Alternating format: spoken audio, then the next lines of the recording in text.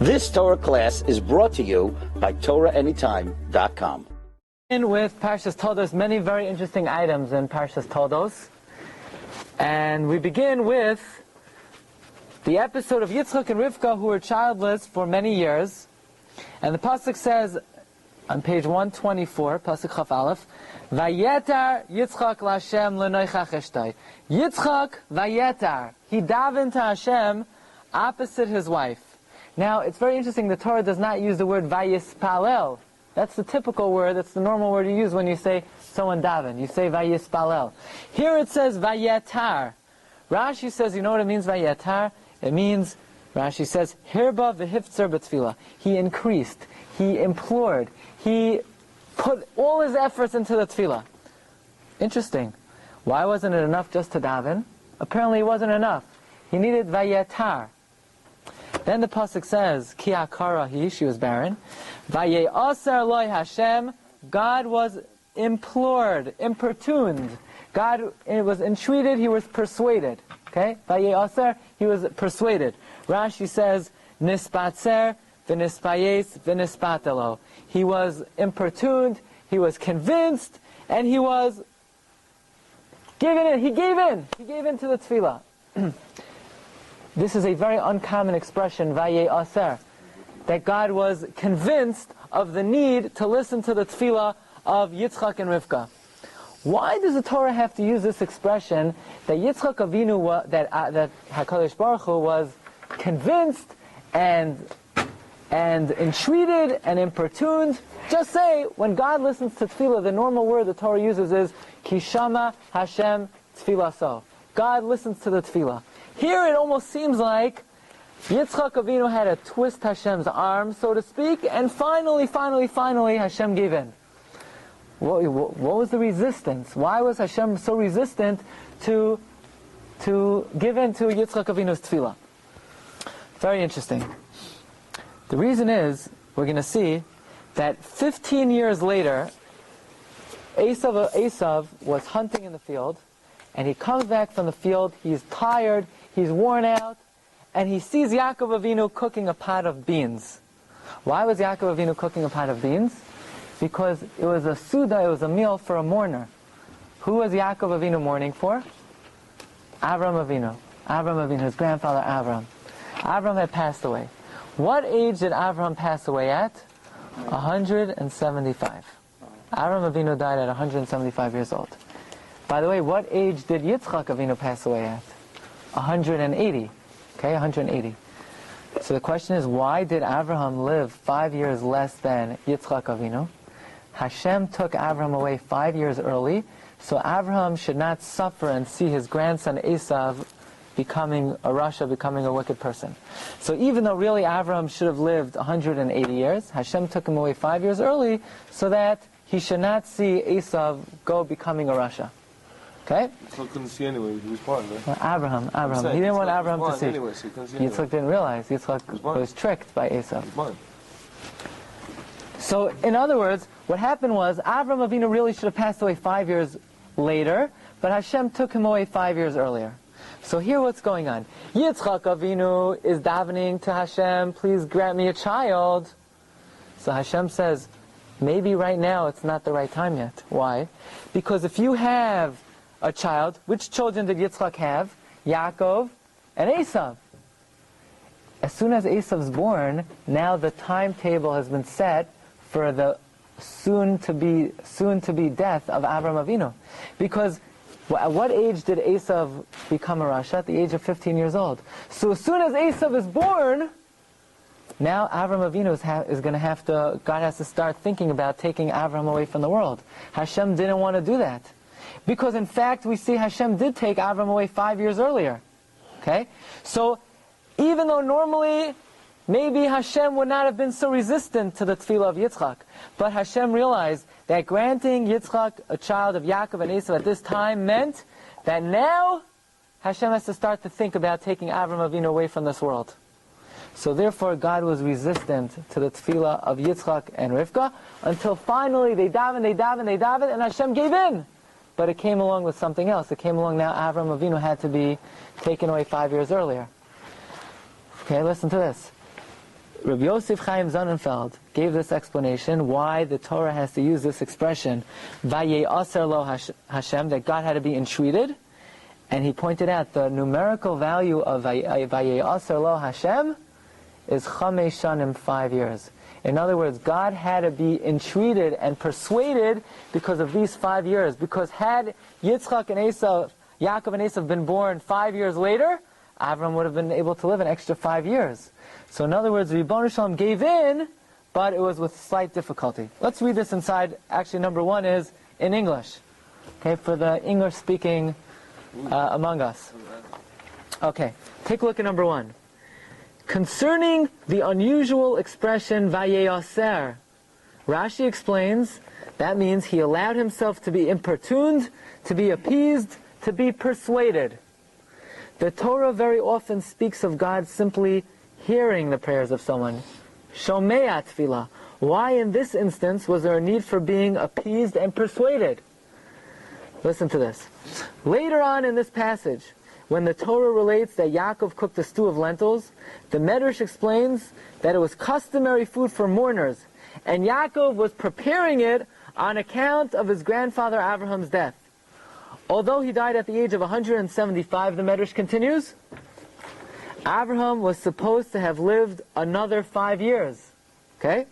God brought about his early demise, however, in order that he not be distressed at witnessing his own grandson Esav rejecting his traditions and embracing instead a life of violence, crime, and sin at the age of 15. Since it was this very day that Esav had undergone this transformation, God caught Abraham's immediate untimely death. In other words, if you want to know, what day did Esav go off and become a Rasha? The day that Abraham died. Hashem said, look, Esav, you're going to become a Rasha. Hashem immediately took Abraham off this world.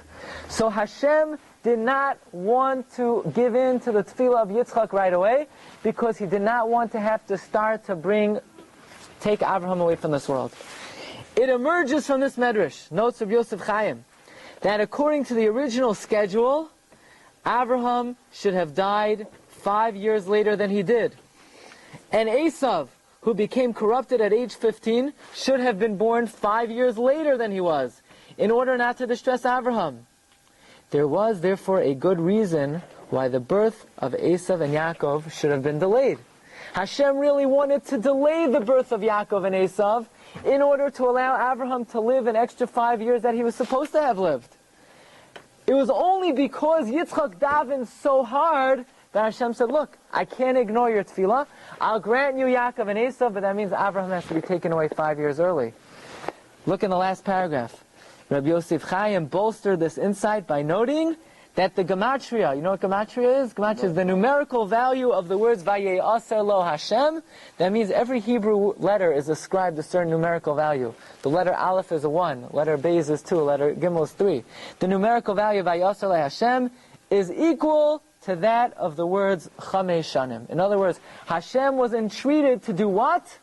To allow Yaakov and Esav to be born 5 years earlier. Okay. We move on to a very interesting thing. Finally, Rivka conceives twins, 2 children, Yaakov and Esav. Says the pasuk in pasuk Chav Gimel, Vayisroitzitzu habanim b'kirba. The children were striving. They were struggling. Okay? Now, what were they fighting about? They weren't even born yet. But these 2 twins already, there was a major struggle going on. We know throughout history, there is a major struggle in the world between the Jewish people, Yaakov, and the Goyim, Esav. But even in utero, even in the womb of their mother, they were struggling, they were fighting. What were they fighting over? Rashi says they were fighting over control. Of what? Of this world and the world to come. Who controls this world? Who controls the world to come? Look at number 2. Vayisrotzatzu, they were struggling. Perish Rashi, shahayu merivin al shnei olamos. They were fighting over 2 worlds. Meaning, one of them wanted olam hazeh, the other one wanted olam haba. You can't have both. You either have this world, you have the world to come. Listen to the pshat that the Torah says. The Torah was the son of the Rosh. He says, you know what they're fighting about? Now this pshat is not very philosophical. It's not very deep. It's actually quite humorous. You know what they were fighting over? The pasuk says Esav was Ish Sa'ir. Not Ish Sa'ir. Hairy man. Hairy, yeah? Yaakov was Ish Chalak. He was smooth. Yaakov was itchy. He was itchy. Esav was hairy, and then Yaakov was getting itchy. That's what they were fighting over. He was itchy. Look, that's what the Torah says. Well, Lafi Apshat, the simple explanation is, Lafi Shahaya Esav Ish Sa'ir. Esav was hairy. Yaakov Chalak, Yaakov was smooth. The Sa'ara is Uktzin Yaakov. The hair was bothering him. He was uncomfortable. Well, that's why Yaakov was, running away from Esav. Why did Hashem make it like this? Listen to this. By the way, listen to this. The word Esav, why was he called Esav? What does Esav mean? Rashi says Esav means asoy. He's fully made. He's fully developed. He's mature. Asoy, he's complete. How do you spell asoy? Ayin, sin, vav, yud. So let me ask you a question. If the reason he was called Esav is because he's complete, he's mature, he's made, so why did they call him Esav? They should have called him Asoy. The answer is, why was Yaakov's name Yaakov? What does Yaakov mean? Yaakov means a cave, the heel. The heel. So one second. Heel, so why was he called Yaakov? He should have been called a cave. The answer is like this. He was grabbing a hold of the heel of Esav. He stole the yud at the end of Esav's name, and he grabbed it to himself. Really, he should have been called Asoy. Esav should have been Asoy. Yaakov should have been Akev. But he grabbed onto the heel. The back end of Esav was the yud. He took the yud out of Esav's name. He took it for himself. What was he grabbing? The yud. No, but what? The yud is No. the Shem Hashem. So why did Esav have it originally? If he was a Russian. I was throwing it in for your. I don't know more than that. This is very deep. Okay. Esav's mother was Jewish. Of course, Esav was Jewish. Esav was Jewish. You said between Jews and Goyim. But he went off. He went off so much. He married a non-Jew. We marry a non-Jew, the children are not Jewish. Esav himself was a Jew.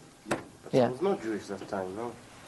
It's a big discussion. When did the Jewish people start? Did it start with Avram Avinu, or did it start when the Torah was given? But the Gemara calls Esav Yisrael Mumar, a Jew who rebelled. So apparently he's a Jew, though. Okay, I'll tell you one more interesting thing. Why did Hashem make them constantly moving, constantly struggle in utero? Give the mother some 9 months of relaxation. Why were they harassing the mother so much? Listen to this. If Yaakov grabbed a hold of the heel of Esav, that means they were in the same placenta. Because now there are two types of twins. You could have twins, each one has their own placenta, or they could both be in the same placenta. Now, if Yaakov was able to grab a hold of Esav's heel, they must have been in the same shalia, the same placenta. But in that case, there's always a danger that you could become Siamese twins. If two children are developing in the same placenta, they could become Siamese twins. What does that mean? Attached? Yeah, attached. Attached by the neck, attached by the shoulder. So Hashem didn't want them to become Siamese twins. So what did he do? He made them constantly do battle against each other in utero. This way they shouldn't develop together.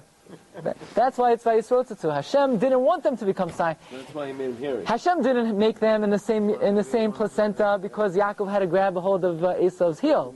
So if they're in the same placenta, if they're in the same placenta though, if Yaakov grabbed a hold of his heel, that means they're in the same placenta.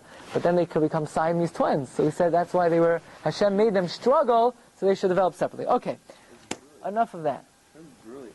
Let's move on. Did they look alike otherwise? No. Oh, did they have similar features? Yeah. I don't know. Esav was red, he was hairy, Yaakov was smooth, but features, I don't know. Why red? It symbolizes he was a murderer. Let's move on. Perek Chav Hei, Pasuk Chav Zayin. Turn to page 126. Okay? Vayigdalu hane'arim. And the children grew older. Okay? And all of a sudden they grew up. You see, when the kids were young, when Yaakov and Esau were little kids, everyone just thought they were kids, Nobody really paid attention to see this child is going in the right path, this child is not going in the right path. But once they became older, then it became clear what their respective paths in life were. Vayigdalu hana'arim, the children became gidolim. Rashi says, what does it mean to become gidolim? How old do you have to be? 18 to be able to buy alcohol. 21 to buy. How old? 9. What? Bar Mitzvah. Rashi says, Kozman shahayu ketanim. Look at number 4. As long as they were young, lo hayu nikarim b'maaseim. Their actions were not recognizable. Ve'ein adam medaktik v'hem mativam. Nobody was really so careful with them to figure out what their nature was. Kivan shanasu ben shalos esrei shana. When they became 13, zeh pirish lebatim midrashos.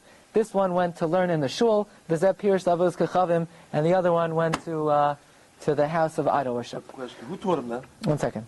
So Rashi is saying that what is the definition of being a gadol? How old? 13 years old. 13. Where do we know that when you become 13 years old, you become a bar mitzvah? Bar mitzvah means now you're obligated to keep the mitzvahs. Where does it say that in the whole Torah? Look through the whole Chumash. You could read it 1,000 times. Where does it say 13 years old you have to keep the Torah? Maybe 10 years old, maybe 15 years old, maybe 20 years old. Why 13?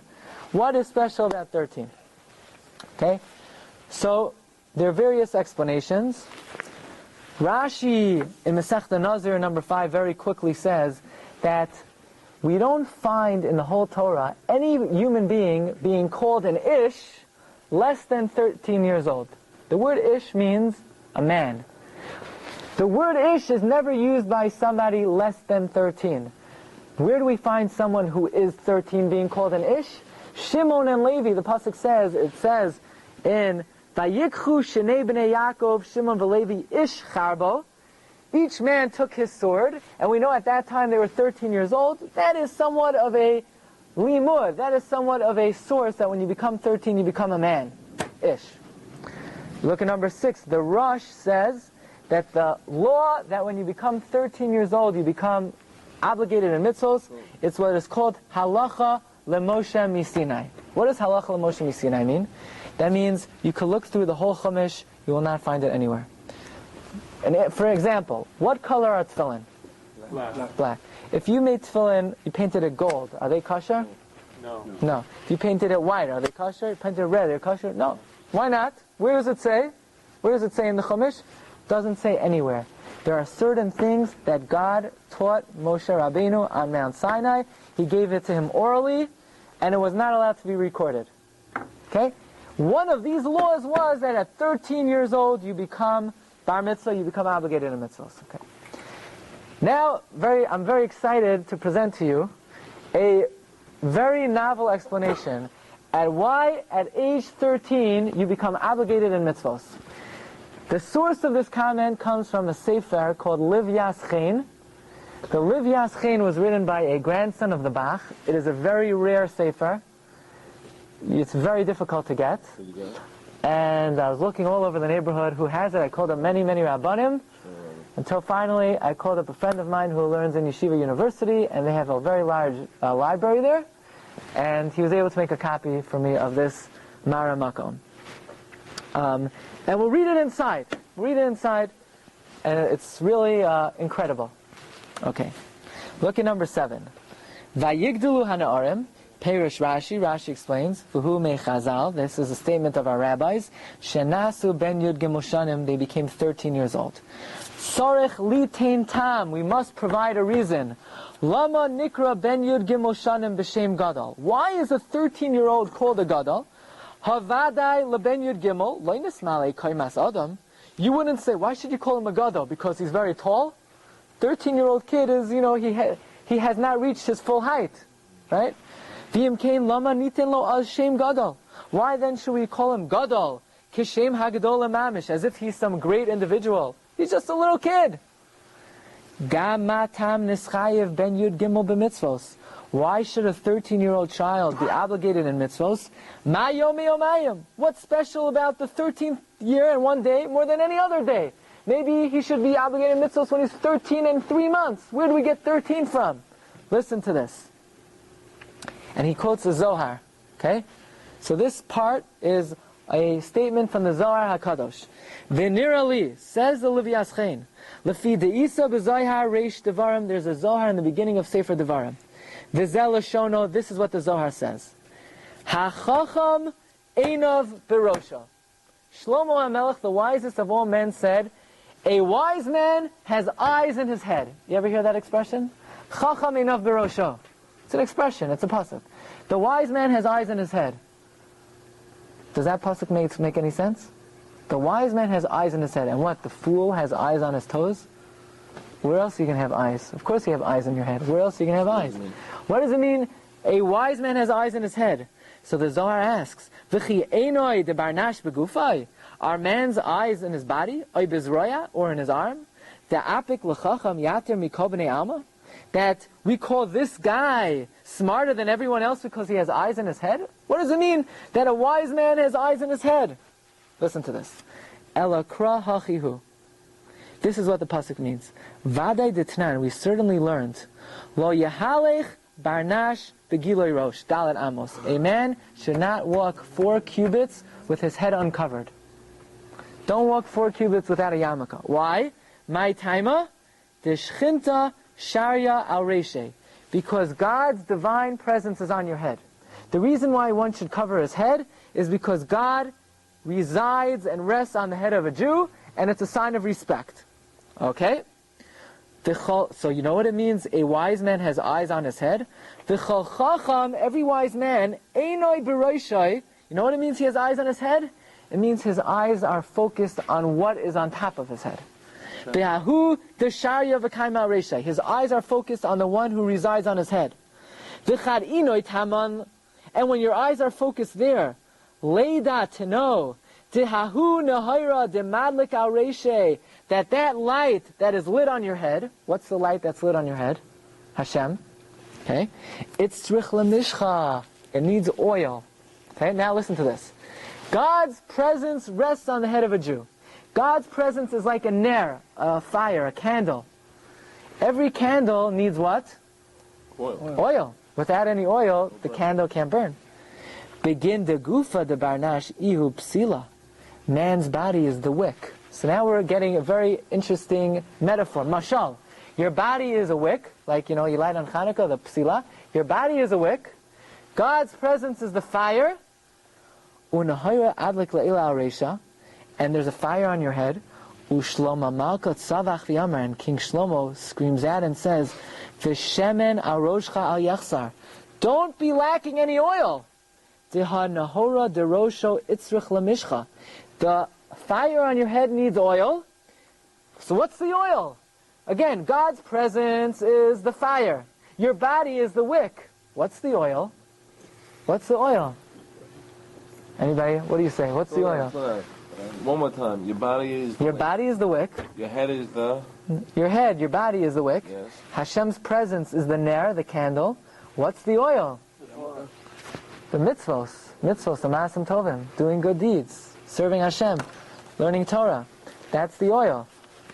That's the oil.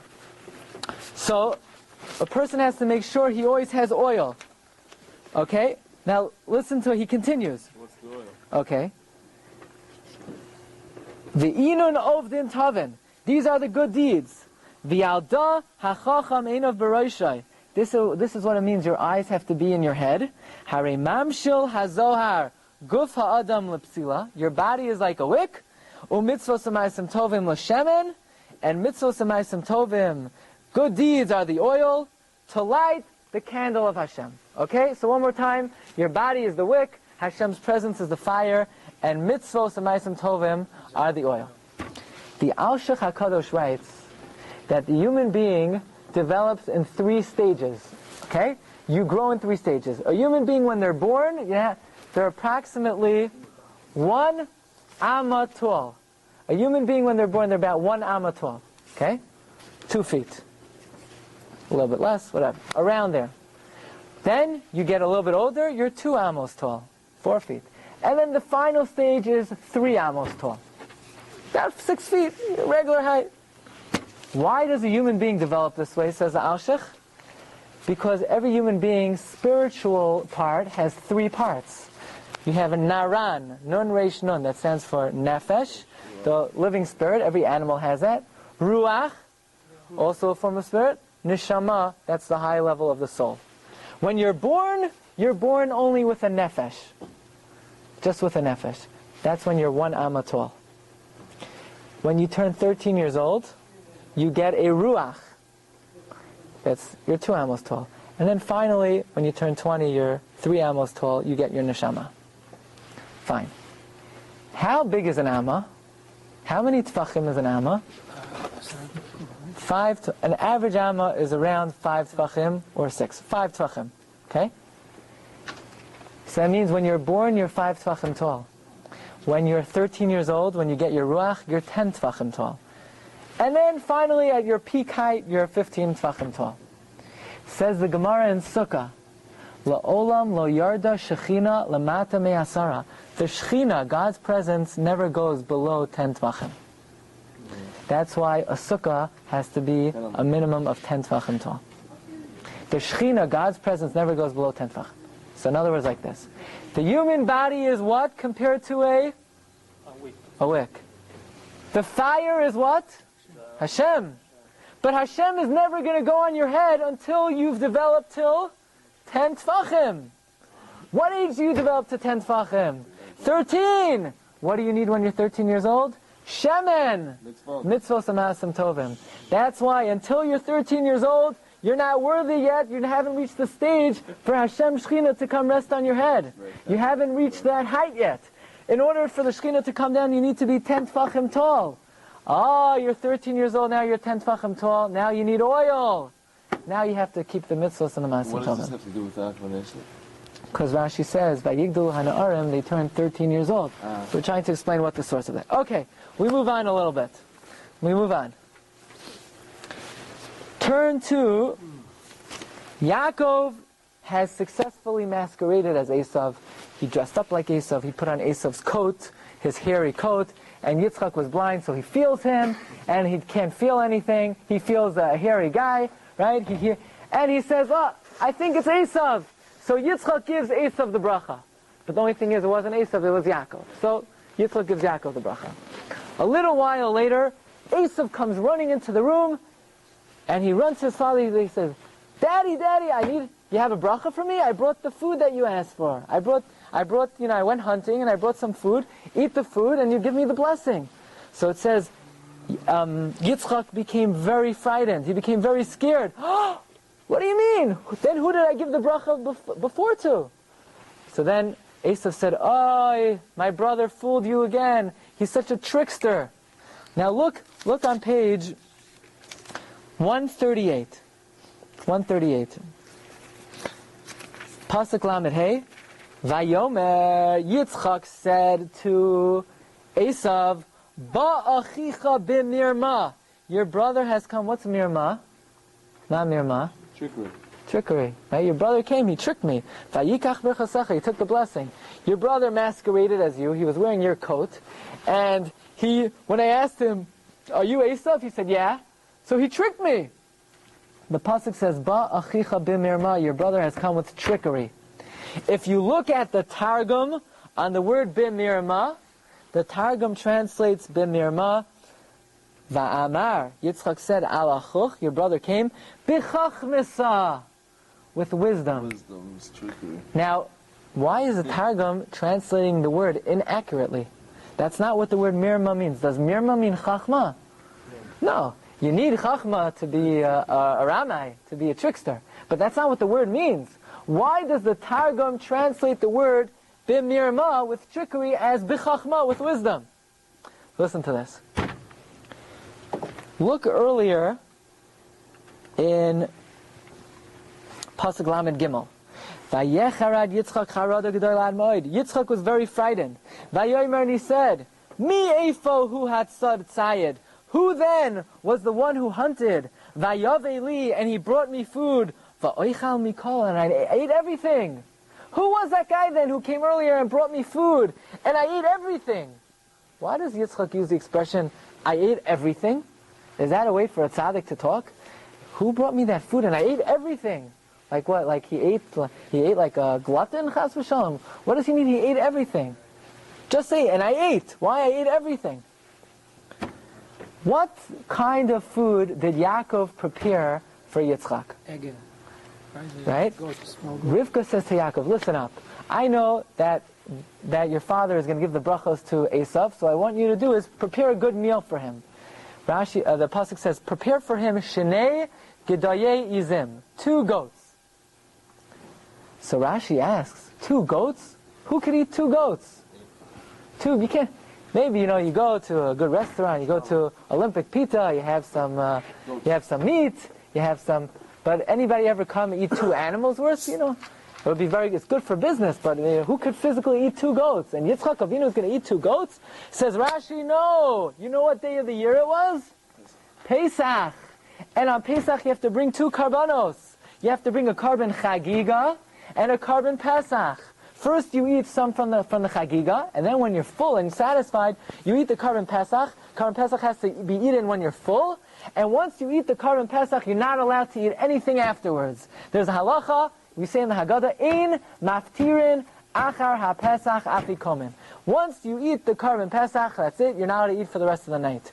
So Yaakov pulled a great trick. But it wasn't a trick, it was chachma. What was the trick?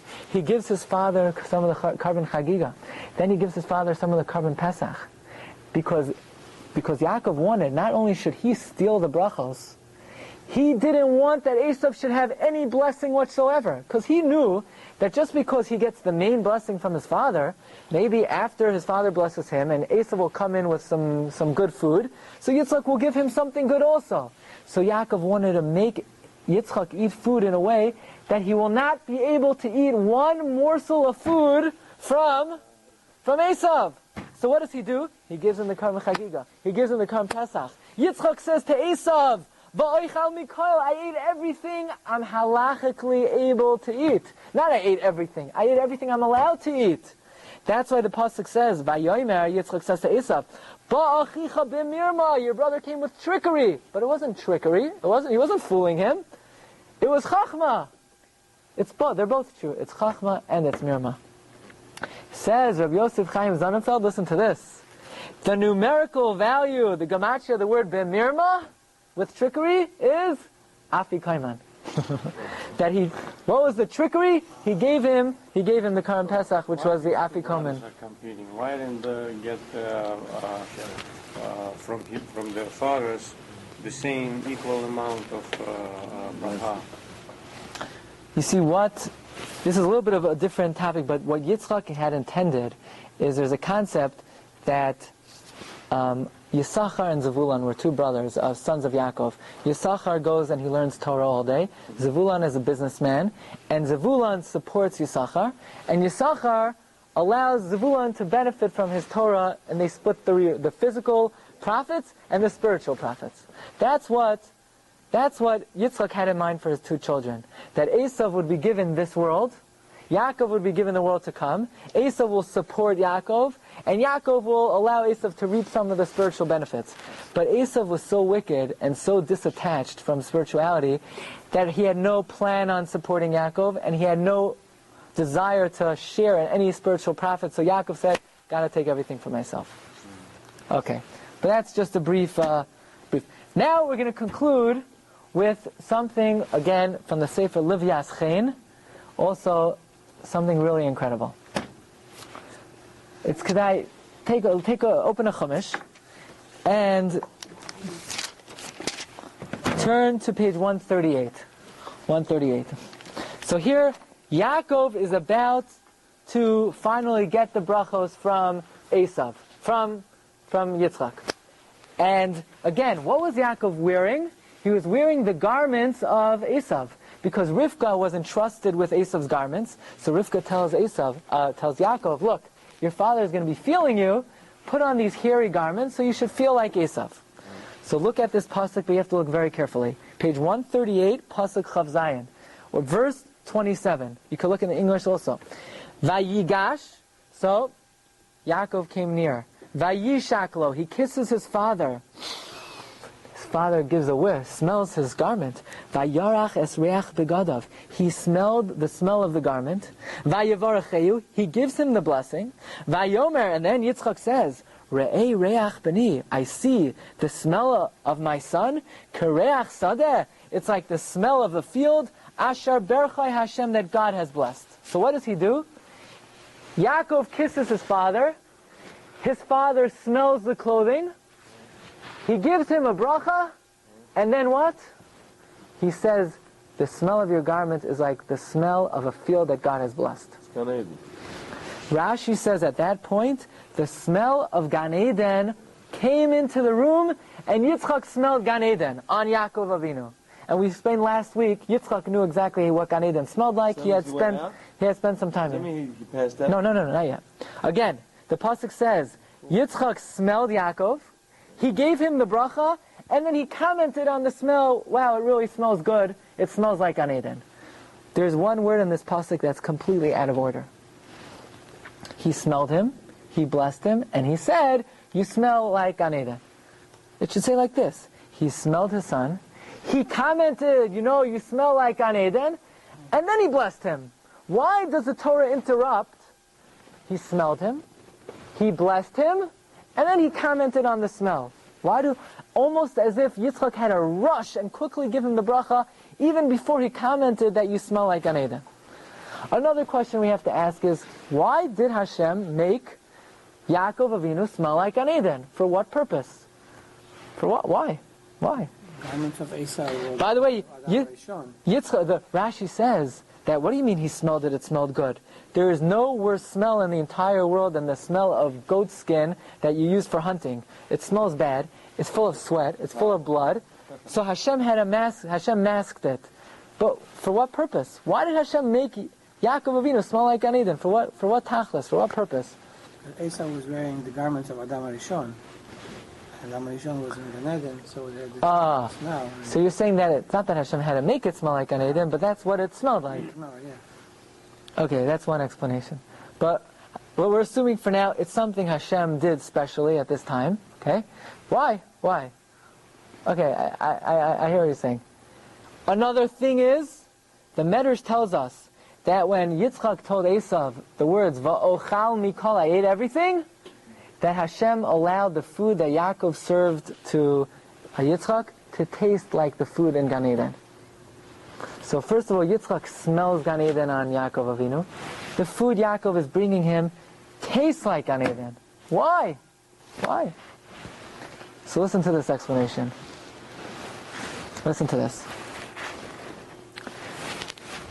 The Medrash tells us that while Yaakov was quickly busy preparing the meal for Yitzchak, Esav was also going hunting. He wanted to hunt some deer and bring it back for his father. So the Medrash says Esav would shoot an arrow, catch the deer, start to tie it up, and as he's tying it up, an angel would come and untie it. Then he would have to catch it again, and an angel would come and untie it. Because the angel was trying to delay Esav so that Yaakov could quickly come in and get the blessings. Okay? So if the Medrash is telling us that Hashem wanted to delay Esav, probably Hashem was doing everything he could to make Yitzchak quickly give the blessing to Yaakov Avinu. So what did Hashem do? Hashem did like this. Before Yitzchak even called in his son Esav and said, I want to give you a bracha, Yitzchak tells Esav, you know why I want to give you a bracha? Lo yadati yom mosi, I don't know when I'm going to die. Why was Yitzchak telling this to Esav, that I don't know when I'm going to die? Rashi says at this point, Yitzchak was 123 years old. And when a person reaches, Rashi says, within 5 years before or after the death of a mother or a father, you have to worry, maybe your time is coming. Sarah Imenu passed away at the age of 127. Yitzchak was 123 at the time. So Yitzchak tells Esav, look, I'm already 123. I don't know when I'm going to die. So Yitzchak was already afraid maybe his time was drawing near. Plus, what day of the year was this? Pesach. What day was Yitzchak born? Pesach. Remember, the Malachim came to Abraham Pesach, and he said, in 1 year you're going to have a child. Yitzchak was born Pesach. Tzadikim, Hashem makes them pass away on the same day that they're born. So not only was Yitzchak afraid that his time had come because it was within 5 years of his mother's death, he thought maybe his time would come because it's Pesach time. He was born Pesach. Plus, by the way, before Yaakov Avinu, when somebody would pass away, they would not get sick. People would go suddenly. People would sneeze, and they would pass away. That's why now when people sneeze, you say bless you, gesundheit, all the different brachos, because it used to be the way a person would pass away. You say la briut, right? Because somebody would be misatesh, they would sneeze, and they would pass away. The same way the neshama came in through the nostril, it would leave through the nostril. So here Yitzchak Avinu is. He knows before you go, you don't get sick. It was something Yaakov Avinu prayed to Hashem that before people die, they should get sick, so they have time to repair. So here he is. He knows he could go suddenly. He knows he's within 5 years of his mother's death. He knows it's Pesach. And then all of a sudden, he starts smelling Olam Haba. The Medrash tells us that before tzaddikim go to the next world, God gives them a taste of it. Just like, nowadays the sun rises very late in the morning, By the way, tomorrow morning, you can't make a bracha on talis and tefillin before 6:38 a.m. because the sun has not come up yet sufficiently. Before the sun is apparent on the horizon, you see the rays of the sun. Before the tzaddikim go to Olam Haba, God gives them a taste of it. So here Yitzchak is. He's afraid it's Pesach. He might die. He's 5 years within the death of his mother. He knows you don't get sick before you die. And then he starts smelling Olam Haba, the world to come, Oivei. Maybe it will be any second now. So he's blind, he's sick. What? If he's blind, it means he's sick. He's blind, but physically he wasn't weak. Physically he wasn't weak. So the pasuk says, he smells the garment of Yaakov. He smells Olam Haba. He doesn't even want to comment. You smell like Olam Haba, because he knows he could leave any second. So he quickly gives him the bracha, Vayivaracheu, he gives him the bracha, before even saying, by the way, you smell like Olam Haba, because he thought to himself, I could go any second now. That's why the pasuk says, listen to this, Vayigash, Vayishaklo, Vayarach esreach begadav, he smelled his clothing, and immediately, even before commenting, by the way, you smell like Olam Haba, Vayivarcheu, he gives him the bracha. He sees he's still there, he says, by the way, you smell like Olam Haba. But he didn't even want to interrupt that split second to make that comment. Because God created this whole scenario to make him rush and give Yaakov the bracha. So he shouldn't start to think, oh, is this Yaakov, is it not Yaakov? He wanted to be, Hashem pressured him into giving the bracha. So Yaakov received the full bracha, the shalem. Full bracha. Everything. But now, if you said that he got scared, right? He got very scared. He was afraid. Very good. And then when he found out, when he realized it was Yaakov, he didn't get angry. Excellent. He was scared, but he wasn't angry that it was Yaakov. So how do we explain that? So that's the next part. Listen to this. It says later on that when Esav then came into the room, Yitzchak got frightened. Yitzchak got scared. Yitzchak said, maybe I gave the bracha to the wrong person. And then he says, you know what? Gam baruch yeh. You should be blessed. He got, again, one more time. Yitzchak, when Esav came into the room, Yitzchak got scared. But then he confirmed the blessing finally. He finalized the blessing. He said, Gam baruch yeh. He indeed should be blessed.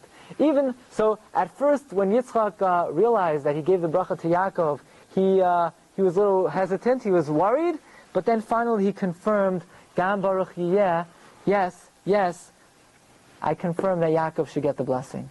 Why? Why do you confirm? Because Chazal tell us, what was Yitzchak so scared about? What was Yitzchak so scared of? It says in the pasuk, Vayechar Yitzchak harad gedola, that Yitzchak was frightened. What was he so frightened of? Look at Rashi. Rashi says, you know what he was frightened about? Ra gehenim sucha mitachtav. That when Esav came into the room, Yitzchak started sensing Gehenim. Sensing, the bad place. Okay? Sensing the bad place. Yeah?